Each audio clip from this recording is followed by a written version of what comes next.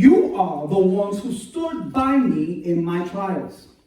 I bestow on you a kingdom, just as my Father bestowed one on me, so that you may eat and drink at my table in my kingdom.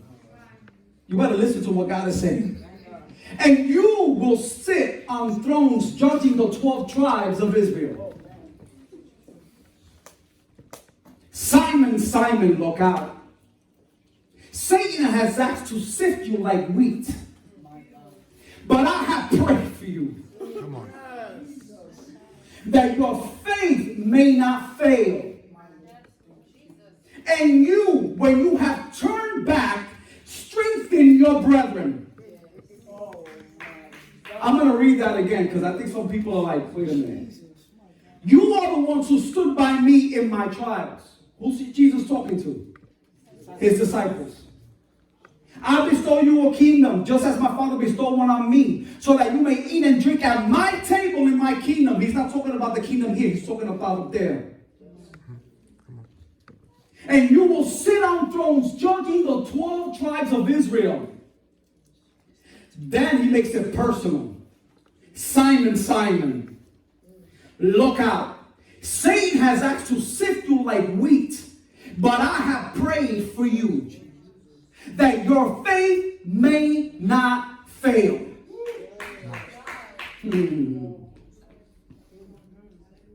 And you, when you have turned back, strengthen your brothers. Now, I want to first of all thank all the prayer warriors. Okay, I'm going to thank my wife, Haiti, Pastor Haiti. I want to thank my personal prayer warrior. Right? Because warriors are predestined by God. Okay. Not everybody's a prayer warrior. You have to be, there has to be something that's put in you by the Spirit to be able to be a warrior for others, because warriors don't pray for themselves. They pray for others. Because they understand that when they pray for others, God will take care of theirs. Okay, see, that's why half the church is like, oh, I don't want to.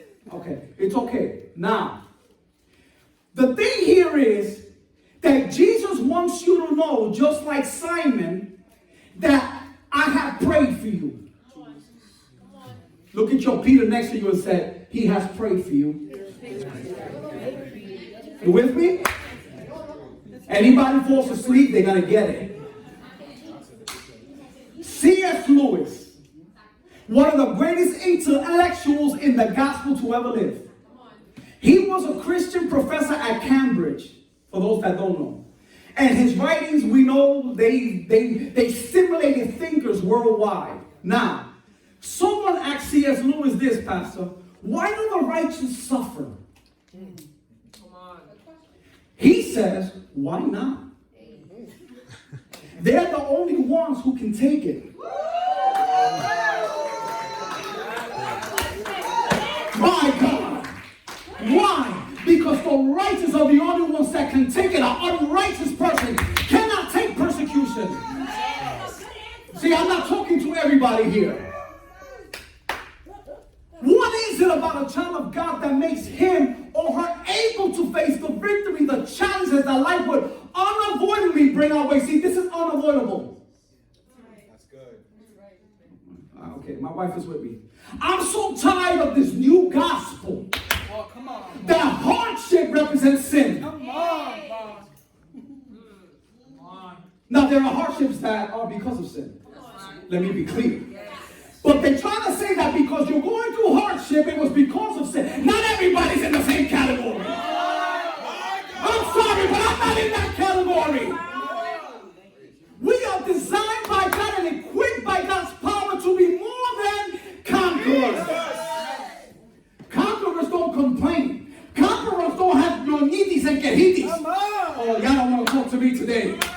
This house is filled with people this afternoon who will bear witness to the fact that they were in situations that they've been through, that if they hadn't been able to face it with God, oh my God, if it hadn't been that somebody was praying for them, they would be here right now.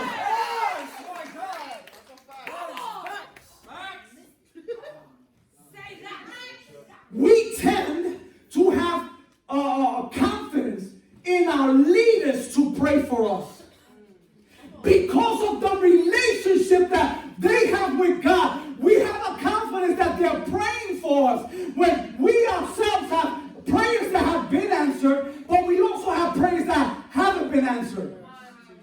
Are we there? We can never underestimate the power of prayer in our life. This is why I'm telling you that not everybody's a warrior. Some people pray, but they're selfish in their prayer. They're self-seeking in their prayer. They're self-righteous in their prayer. But when somebody, even though they're going through, put someone else before them and says, Lord, let me pray for Noel. Let me pray for Jasmine's faith. Let me pray for this one.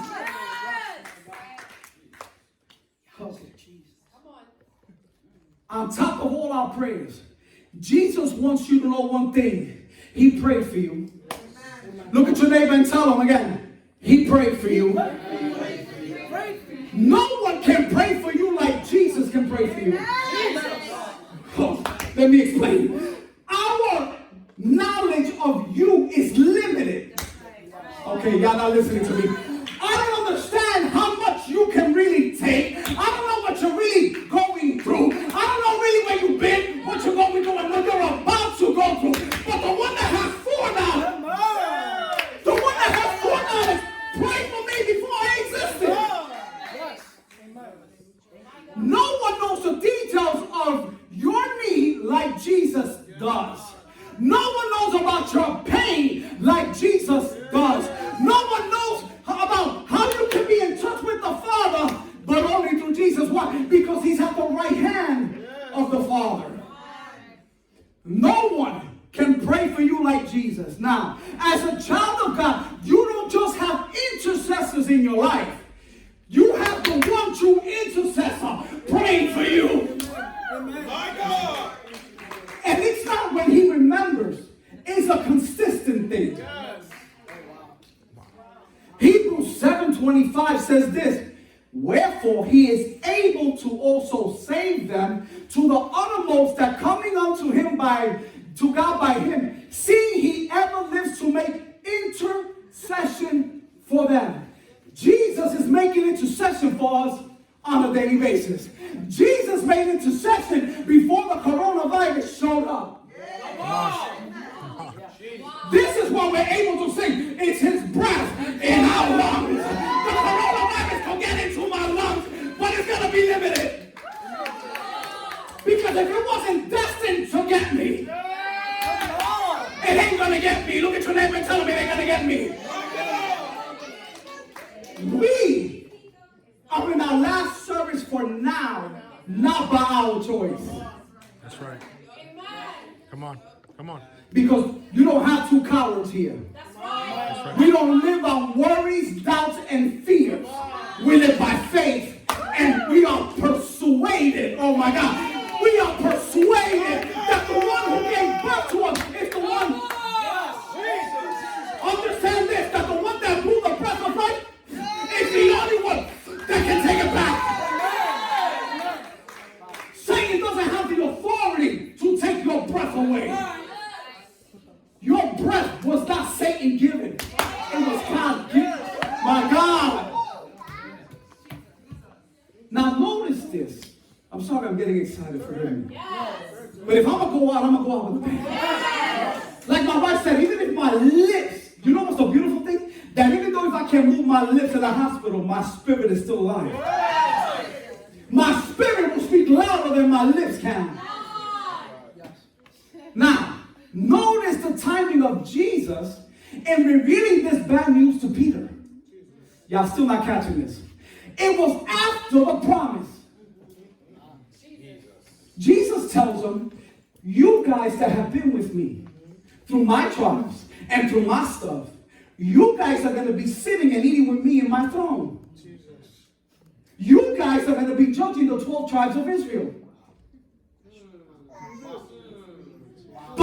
says, Simon, Simon. You're not listening to me. He's promising that I'm going to be there, but then he's telling me that this is what people do. They only hear half a ministry. They hear the good stuff, but they don't hear the warning. Now, imagine the humiliation that Simon must have felt in front of the disciples. Because he singled him out. Oh my God, I'm going to preach to my wife today. Because it wasn't just a ministry. First I bless you, then I accuse you of something that you don't even know is in you. Okay, y'all don't know. I don't want to preach to it. I wish I was preaching to a church. This was a personal accusation. He didn't say you guys. He said Simon, Simon. Now, how could he say I'm going to deny him after all I've done to prove my love? Isn't it like that? I love you, Pastor.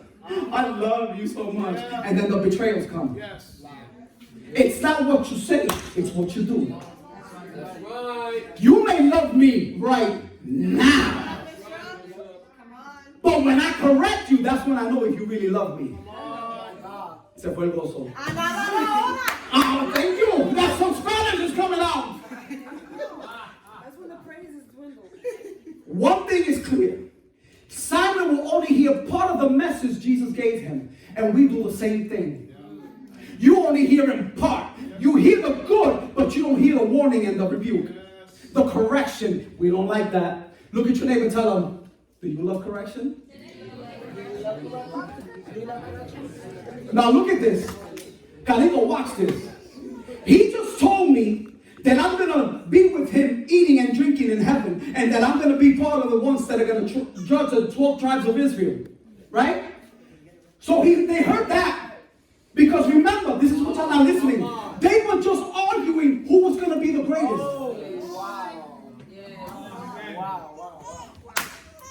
They were just arguing of who was going to be the greatest.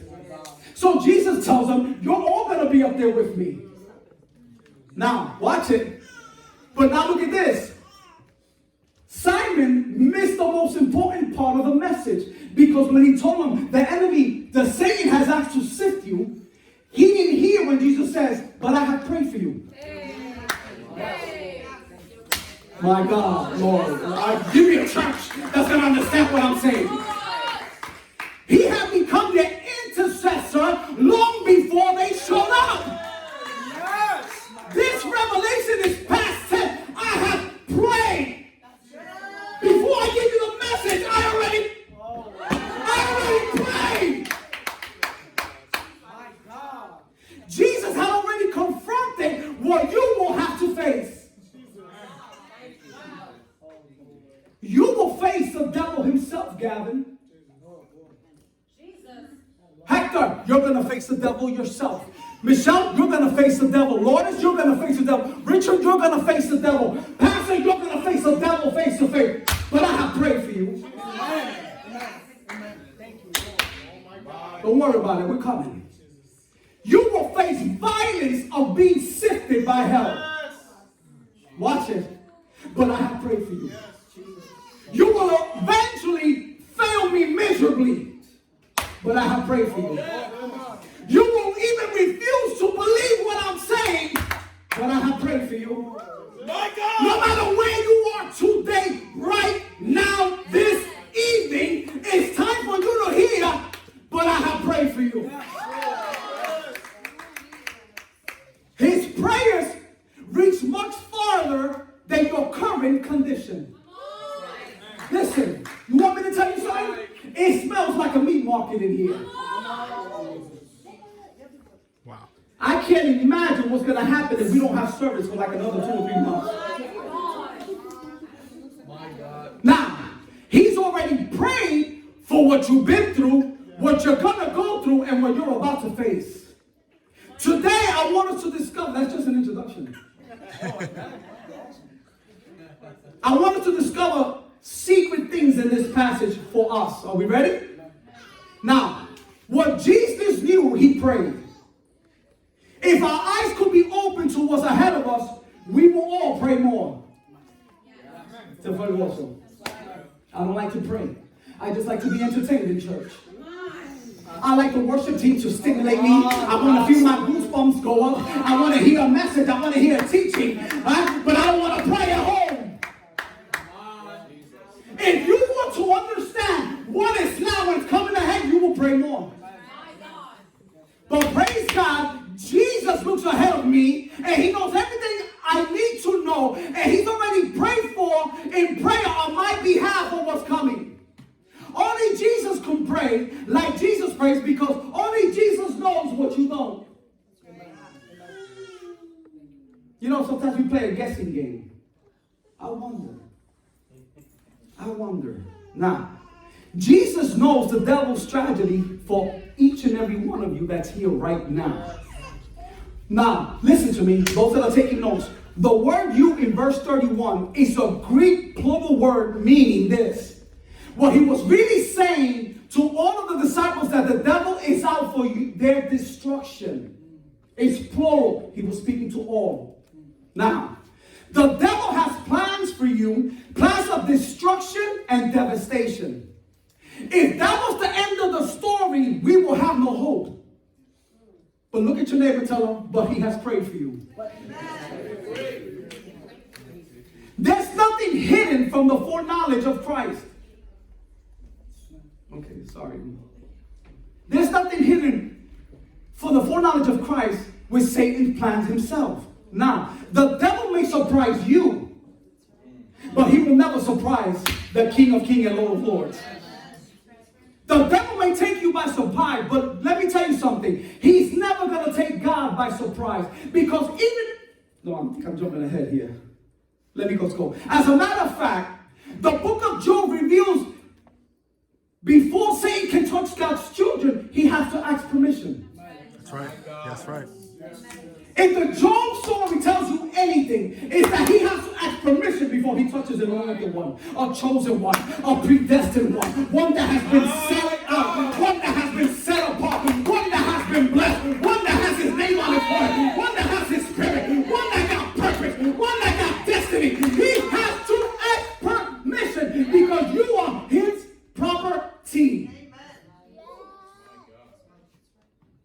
If trouble comes your way as a child of God, be certain of two things.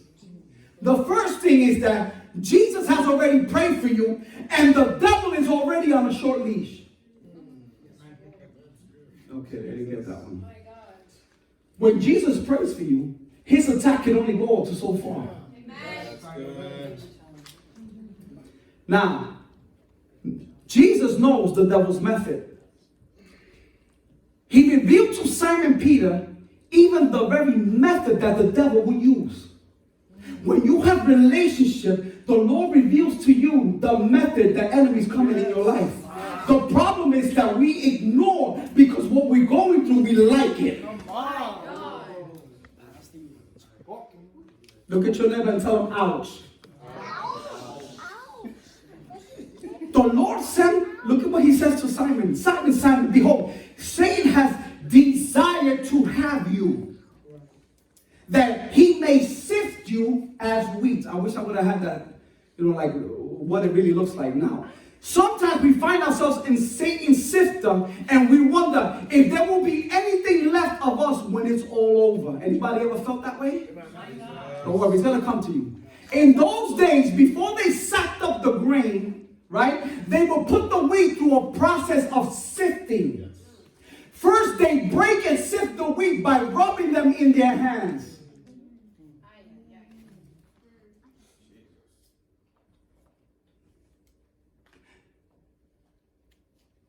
In their hands, right? That's what I said. Now, they will break and sift the wheat by rubbing them in their hands. Then they put the grain in a box with a lid, with a screen on top of it, right? Then they turn the box upside down. And violently shake the box so that the shaft will fall through the screen, but the wheat kernels will remain. I'm going to say that again because some of you like. They will first put it through their hands. Then they break the sift the wheat by rubbing them in their hand, and they will put the in a box with a lid, with a screen that's on top, and they turn the box upside down. This is why sometimes it feels like your life just got turned upside down. Anybody feel that way? And then it violently gets shaken. So that the box at the shaft will fall through the screen, but the weak kernels will remain. Look at your neighbor and tell them not everybody remains. No, you're not saying it. Look at your neighbor and tell them not everybody remains. Look, hello, listen. When it's shaking violently, not everybody remains. Look around you, not everybody remains. The sifting is first done by hand, breaking the wheat, rubbing between their hands. The devil likes to get his hands into your everyday affairs.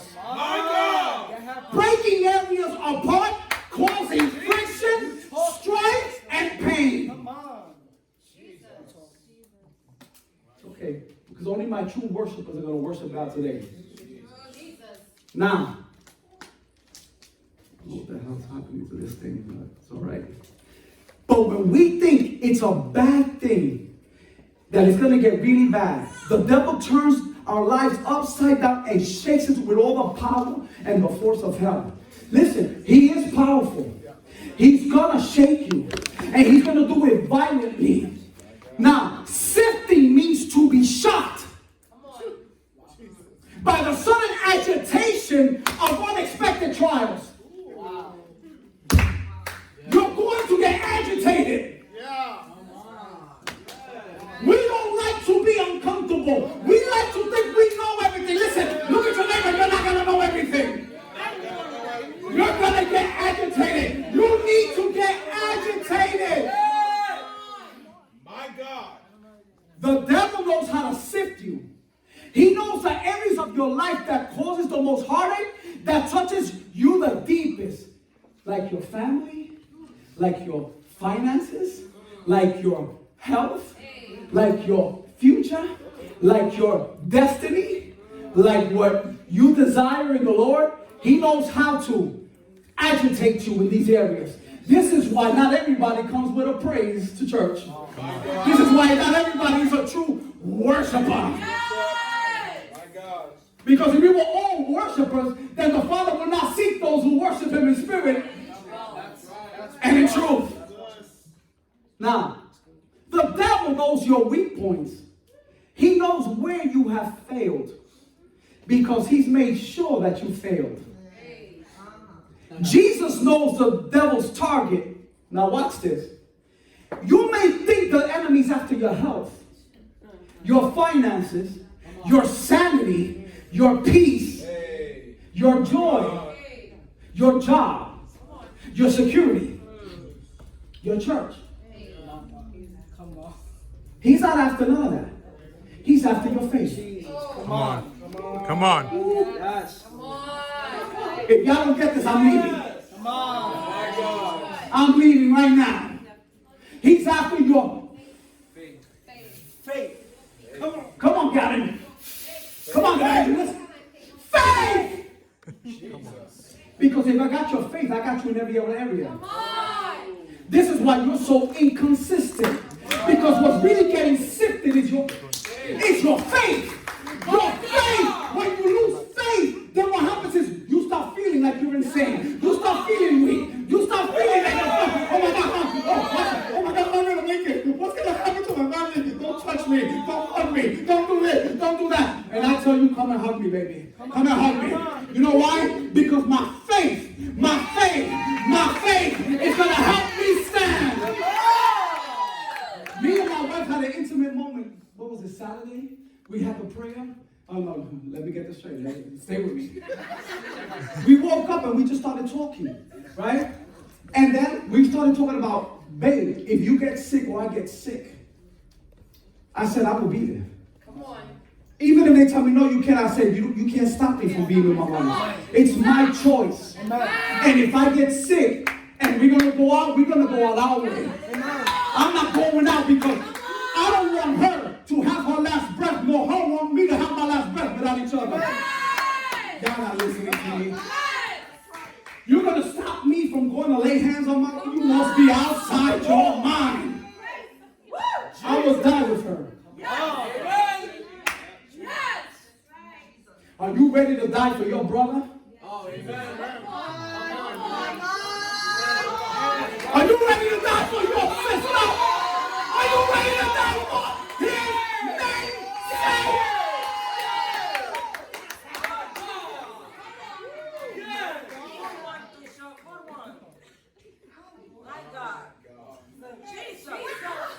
Your faith is the only thing that threatens the kingdom of darkness. Come on. It is a place full of faith. It is a worship full of faith. It is a one in faith. Yes. Now, do you believe I believe? Again, I'm going to tell you, we are not having more services, and it's not our decision. Come on. I believe we don't have the slightest idea the value and power of faith in our lives. We have no idea, Carito, the power that's in your spirit. This back. Do you understand the power that's behind the faith in your spirit? That you can save a dead person? My God. We are going to be the only comfort someone is going to know. Satan is hoping, watch this, Satan is hoping you will let bitterness in your heart toward God during your sifting stage. I got to finish this message the way he gave it to me. Because I will do a disjustice if I don't tell you this. He wants you to get bitter during your vital sifting stage. My God.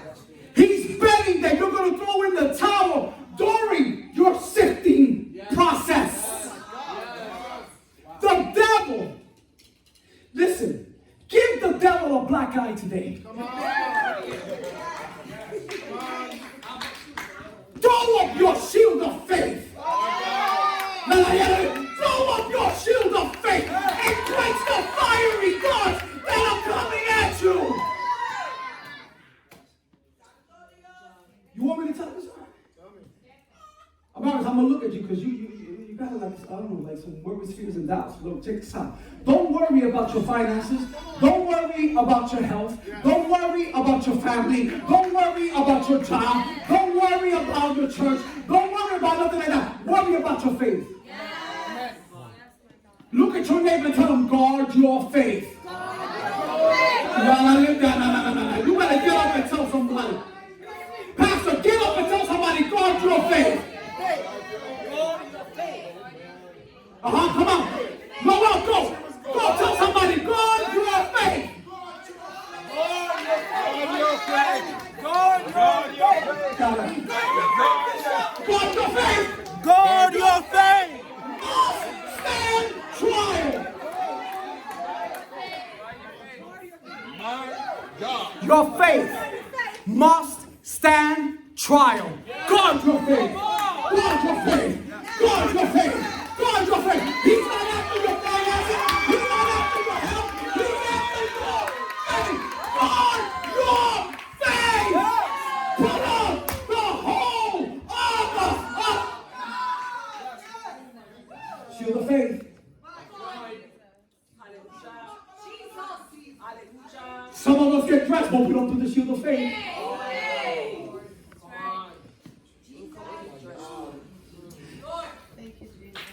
In the midst of all this, God is trying to get us to let go of some things. Yes. My God. And others, he's trying to get your eyes off the raging river that you're in the middle of. My God, Jesus. And focus on the fact that God's got you by the hand and there's nothing that you're facing that he cannot pull you through out of it. Now, Jesus knows your limits. Look at your neighbor and tell him Jesus knows your limits. There are things that Jesus knows about you that you don't even know about yourself. But I'm going to give you another fact and help you out. Satan knows things about you that you don't even know about yourself. Come on. Come on. I'm okay, I'm all right. I'm okay, I'm all right. No, you're bitter. No, you're angry. No, you're resentful. No, you're unforgiving. Pastor, it's very hard for me to admit that I'm angry, bitter, resentful, and unforgiving. When you're prideful. Como? Now, pride is a characteristic of Satan, not of Jesus. Jesus. We sometimes have attributes more of Satan than we do of Jesus. So we become the devil's advocate instead of ambassadors for Christ. You want to know who's who? Look at the sifting right now in the church. And you're going to know who's who. Jesus. Look at your neighbor and tell him, se fue el gozo. Now, let me continue. In verse 28, the word you is plural. Yes. Jesus. In verse 32, the word you is singular. Jesus is letting Peter know that he has specifically prayed for him. I don't think I have to remind you that you can't overcome the devil on your own. Come on. But I am persuaded. I have the assurance that I have the prayer of the greatest intercessor of Jesus backing me up. He knows my limits. Sometimes he won't even allow me to be stretched beyond what I think I can take. You are talking, yes, Lord. Thank you. Thank you, Jesus. Jesus knows what you're made of because he made you. He designed you. You see, the sifting will bring wheat out from among the chaff.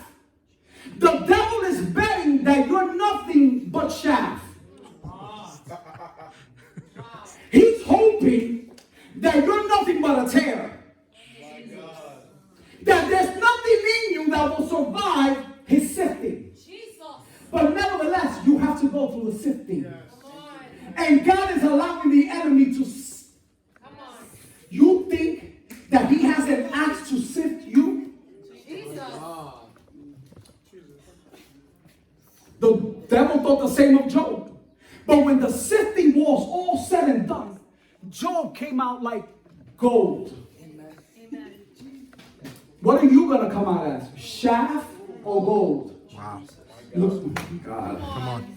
God uses the devil to strip you of your life, of the useless chaff that has attached itself to you.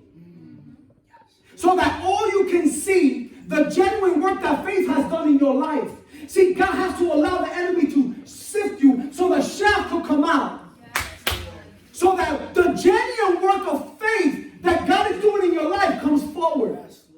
Sometimes the test will merely uncover what is holding me back and hindering my life. God, Lord, have mercy. Now look, what Jesus asked when he prayed. I found it interesting that of all the things that Jesus prayed for, he never prayed to keep Peter out of sifting. Love it. Love it. Jesus knows that the sifting of wheat is inevitable. It is essential. In other words, you have to go through it. You can't go by it. You can't go on top of it. You can't hide. You can't have someone go for you. You have to get sifted personally. Like the wheat, we cannot be used until we've been through Satan's sifter. Okay, y'all missed it there. You cannot be used unless you go through the sifting process. My God. Jesus. There are 3 reasons for sifting in our lives. The first one is to silence Satan. Once you go through the sifting, he won't ask for you again.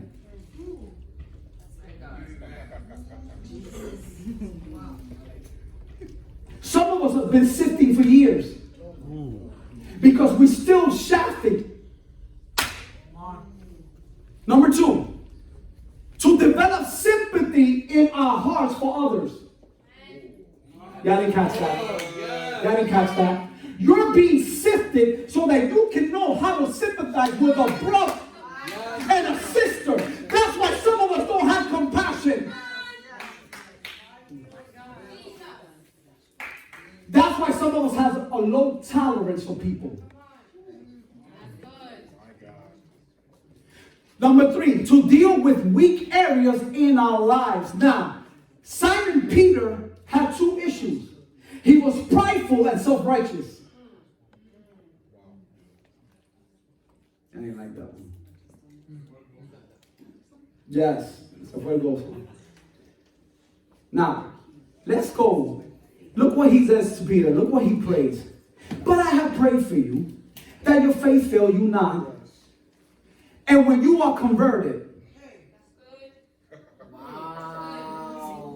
Wow. strengthen your brethren.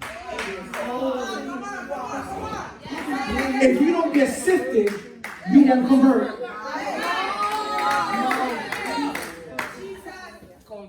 This is why some people proclaim Jesus, but they're not really converted.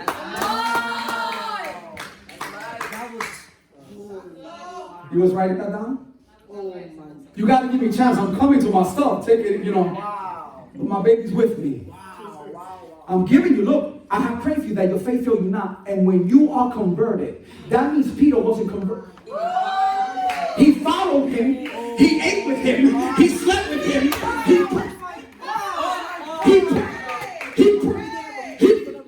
He was one of the 3 that Jesus took.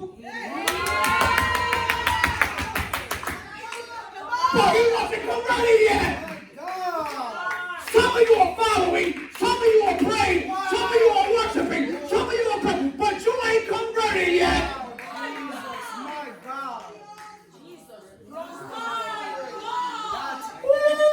Oh, look at you. I'm telling you, I never saw this stuff this way. Ooh, that'll work in you. He didn't pray that Peter don't fail him. He prayed that his faith don't fail him. Y'all missed that. He didn't pray that Peter won't. Notice, I have prayed that your faith. He didn't pray, I prayed, Simon, for you that you don't fail me. Look at your neighbor and tell him he knew you was going to fail him.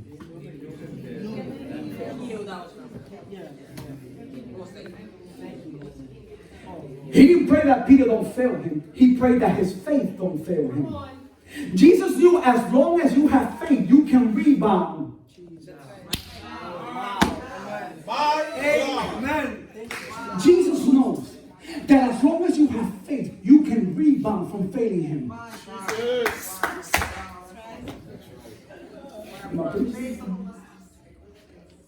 Now, watch this. I found this story. I have to say, you're going to love this, Antonio. Thomas Edison invented the microphone, the phonograph, the incandescent light, right? Yep.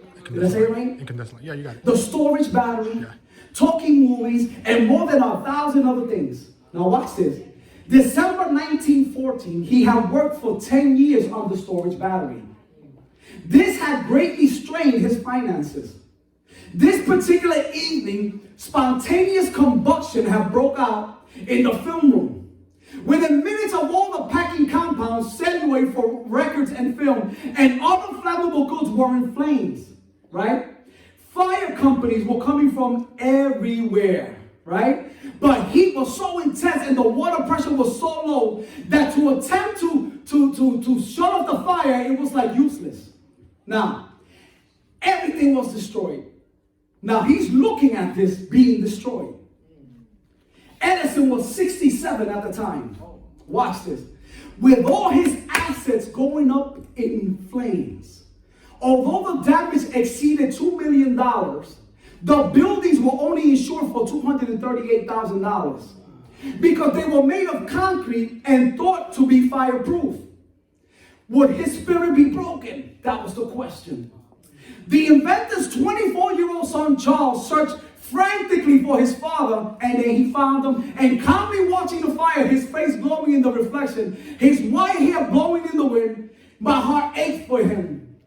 Imagine him gathered watching my assets going up in flame. I'm trying to relate it. He was 67, right? No longer a young man, and everything was going up in flames. When he saw me, he shouted, "Charles, where's your mother?" When I told him I didn't know, he said, "Find her and bring her here. She will never see anything like this as long as she lives." Come on. Watch this. The next morning, he looked at the ruins and said, "There is a great value in disaster. All our mistakes have been burned up." Wow. Come on. That's good. Look what he says. Thank God we could start anew. My goodness.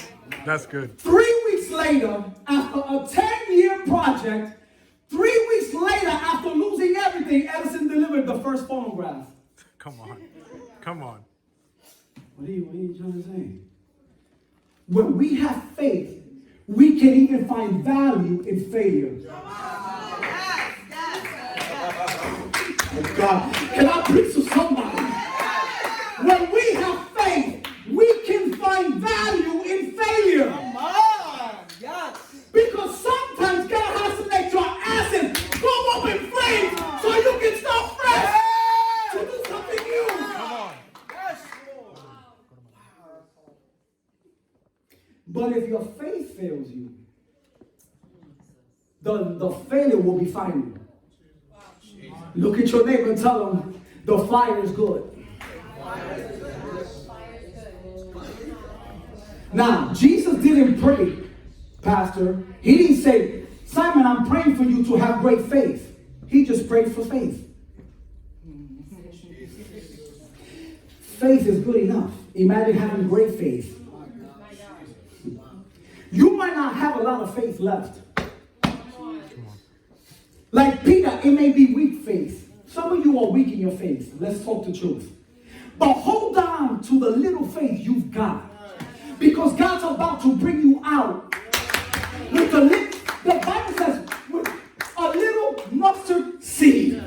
It's all and good enough to move.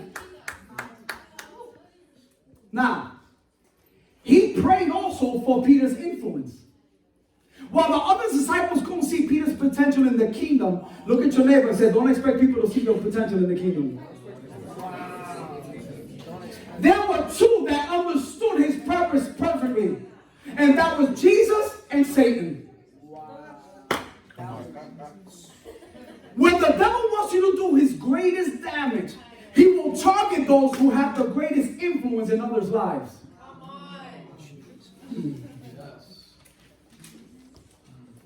That's why the enemy comes after me and her. And whoever leads with us, he's coming after you too. Because leaders cannot lead if they cannot inspire. Because if you cannot inspire yourself, you will never inspire someone else. That's why he comes after us. Why? Because we're the ones strengthening you and telling you to hold on to your faith. Even if it's a little, he's telling you hold on to your faith. Look at your neighbor and tell him, hold on to your faith. Hold on to your faith. Hold on to your faith. Now watch this. The devil's not only after you to destroy your faith, but the influence your faith holds. We don't understand the faith that we hold and influence that we have in other people's lives. If Haiti and I were to die, I can't imagine how the body would feel. Because I cannot imagine back in the days, Paulino dying in the synagogue, I would have been crushed. Because I loved that man. And we would have done anything for him because we were sheep. And whatever he asked, whatever he wanted, we did. Because we were sheep. Now, fathers, The devil's out to make you fall, so your family will follow your lead. Wow. Come on. So if we also out with the fathers, I don't hear no, I don't know what happened there. What happened there? The enemy's after the head. Because if I can chop off the head, the body's useless. Women should not be the ones leading at home. That's a disorder and disbalance in the house. Church leaders, the devil has made you the target of all manner of sifting so that your faith will fail and the church will follow suit. But he got the wrong people here. Because let me tell you something, I can lose my breath, but my spirit will give him the last word. Child of God, you are the devil's number one enemy. If you fall, the world can point the finger and declare, what happened to the Christians now? What happened to all that Christian stuff? It's amazing. Listen, can I tell you something? If you're going to be a bad testimony, don't tell people you're a Christian. Yes. Because we are putting God to shame in our jobs. Because what they see and hear does not equate with your title of a Christian. When you're ready to quit, remember these words. Jesus has prayed for you. Amen. Many of us are not going to come in fellowship here no more. But remember that he prayed for you. Remember that he prayed for you. Remember that he prayed for you. Remember that he prayed for you. Remember that he prayed for you. He prayed for this situation. This is why we boldly stand here today. And if we could be here tomorrow, we will be here tomorrow. Now, he knows your potential for greater influence. So keep your faith on fire. Listen, preach to the walls. Preach to your furniture. Do something. Do something in your house. Let your house and furniture and your animals hear you praising the Lord. Jesus. Now, look at what Jesus expected when he prayed for Peter. Jesus doesn't pray unanswered weak prayers like we do. His prayers are empowered by a faith that propels us to conquer through the sifting that seems like it's conquering us, but it's not. You know how I know this? You know how many times in my walk I said, I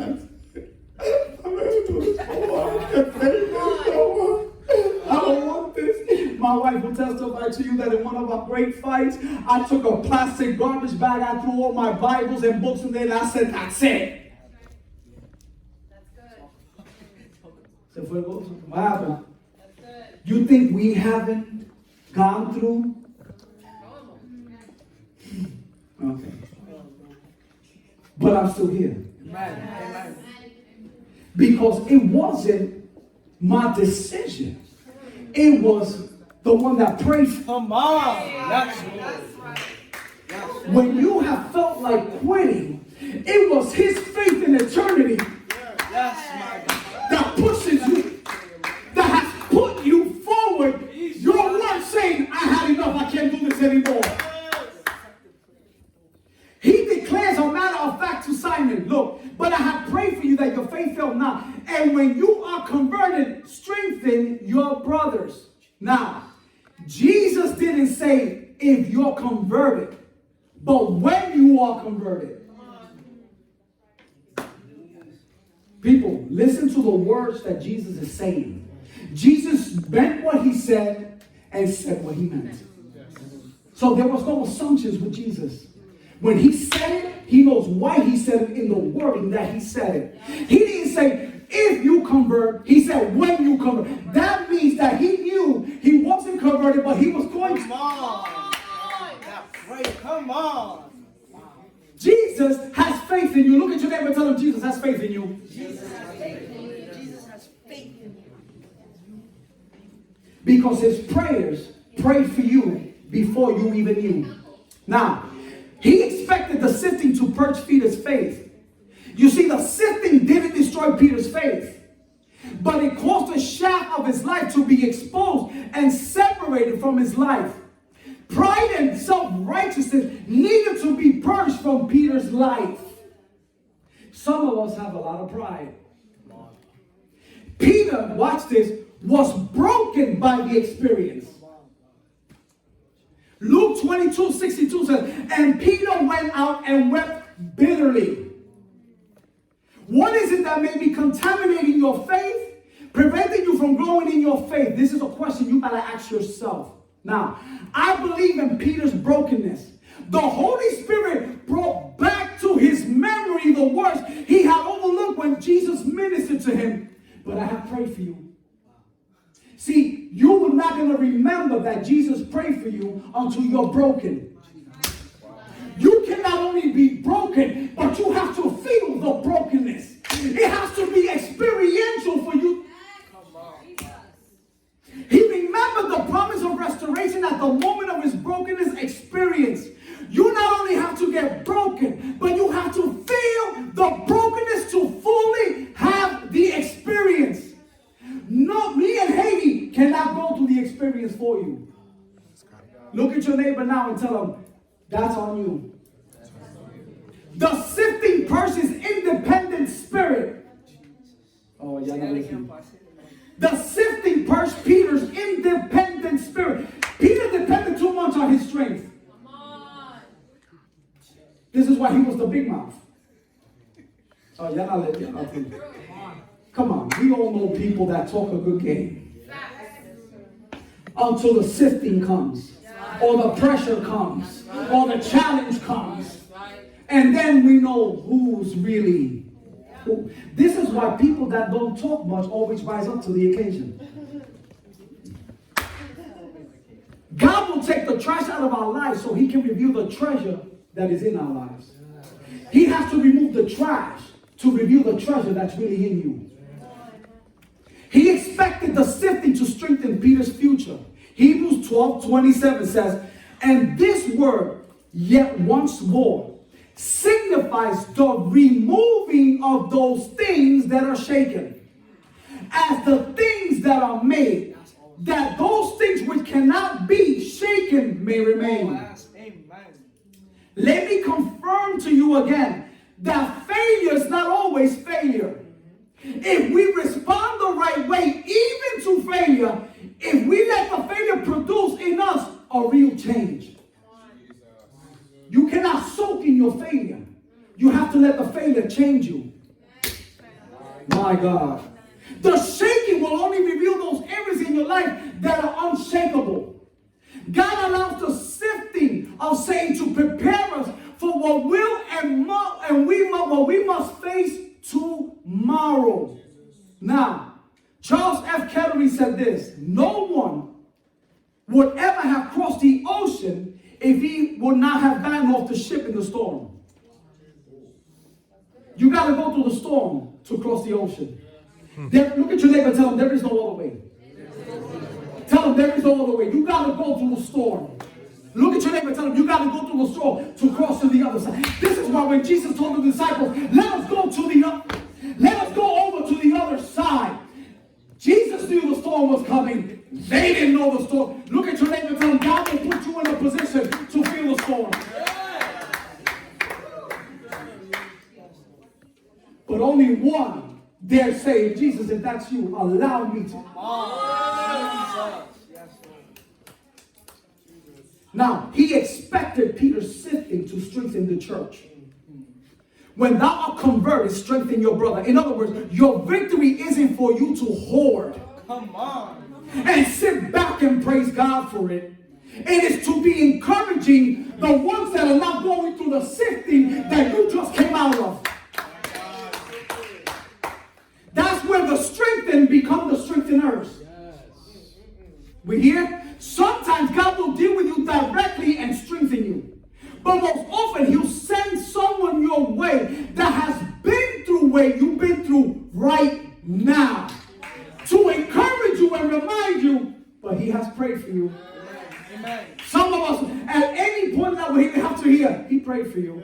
Now, your sifting is not only for you, but it's for the strengthening of your brothers when you are converted. Notice that you really didn't convert until you went through the sifting. We have all played the game of, yeah, I'm a believer. I'm a Christian. I've been there. I'm there. But we're not. Look, I'm going to tell you this right now. Not everybody here is converted.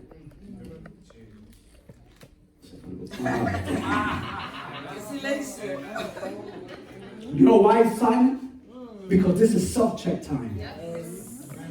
This is not for you to look at who's in front of you, who's beside you, your husband, your wife, your children. No. This is about you right now. Have my failures ended my faith? Or have I taken my failures, learned from them, and let them change me?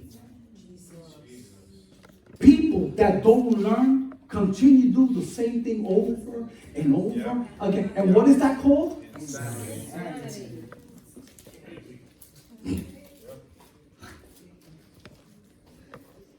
Some of you have been playing church for years. God is allowing this to happen right now to really see if you are going to survive this sifting. You think fear hasn't hit? But you got to bring that down. People forget the Fear versus Faith series. And I'm going to urge you while you're home to go back to that. Because you're going to discover that a lot of stuff that you're thinking, feeling, and going through right now, it's in that series. Because the enemy is getting you with worries. He's getting you, because worries bring doubt. Doubt in what? Doubt in what God has said, in God's promises, in His word, and words that you received in your spirit. And then you know what happens when doubt comes? The spirit of fear comes in. And when the spirit of fear comes in, it's no holds barred. Any spirit could come now. This is why perversion comes in with no problem. Yeah. Come on. This is why perversion comes with no problem. This is why that spirit of boredom comes. I'm bored. How can you be bored when you have a living word? We're going to take advantage of this. And I'm going to get up in the morning and pray and just read. But we're going to come back stronger. Amen. We will read. We will study. Why? Because when we come back, we're going to be smarter. We're going to have more faith. We're going to have more gifting. We're going to be more anointed. We're going to come back stronger. Because if we're going to hibernate, you might as well hibernate right. My God. Because now, you're not going to be listening to pastors. It's called survival mode. Yes. We know how to survive without church. But do you? Well, some people got serious right now. This is not, listen, when we were here Saturday morning, I don't understand why people didn't come. You don't understand the ministry that the Holy Spirit was revealing here. Okay, let me. And that was just 2 weeks of them in the house. That was just 2 weeks of them in the house. Imagine if this thing lasts another 2 or 3 months. Listen to me, I'm gonna keep it real. I'm expecting that some of you are gonna come back and I'm not even gonna recognize who you are. And I'm not saying a good thing. I'm gonna understand, wow, you didn't go through the sifting properly, did you?